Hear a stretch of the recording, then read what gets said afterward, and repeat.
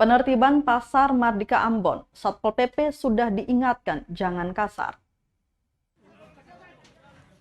Ketua Komisi 3 DPRD Kota Ambon, Joni Watimena kembali tegaskan kepada Satpol PP untuk tidak kasar kepada pedagang saat penertiban.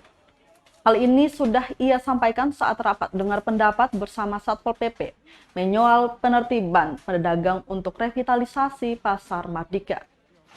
Kata dia, penertiban pedagang di Pasar Mardika Ambon harus secara humanis. Menurutnya, pendekatan humanis akan membuat pedagang lambat laun akan sadar.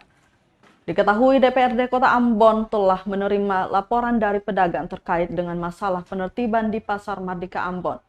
Berdasarkan laporan yang diterima, pedagang mengaku telah mendapat tindakan yang tidak sesuai dari petugas. Pasalnya, Satpol PP yang bertugas untuk menertibkan Pasar Mardika Ambon di-backup oleh oknum-oknum preman yang ada di pasar.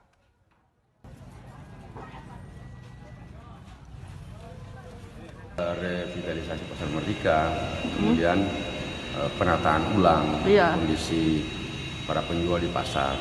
Kan itu suratnya dari Indak untuk penertiban, tetapi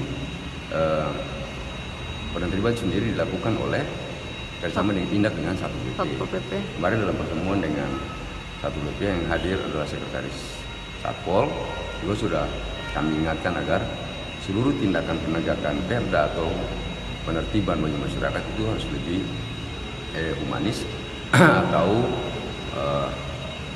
tidak perlu terlalu keras lah bagi penindakan bagi masyarakat. Yang penting kita menggunakan cara-cara yang lebih manusiawi, represif dari belakang lah, yang penting preventif dulu supaya ada kesadaran juga dari para penjual untuk bisa diatur, bisa ditata dengan baik. Jadi DPRD memang sudah ingatkan itu untuk Satpol PP juga? Kemarin kami rapat dan sudah disampaikan, hampir semua anggota komisi dan pimpinan komisi menyampaikan hal itu kepada Satpol PP. Ya, Pak.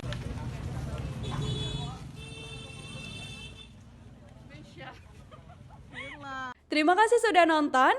Jangan lupa like, subscribe, dan share ya.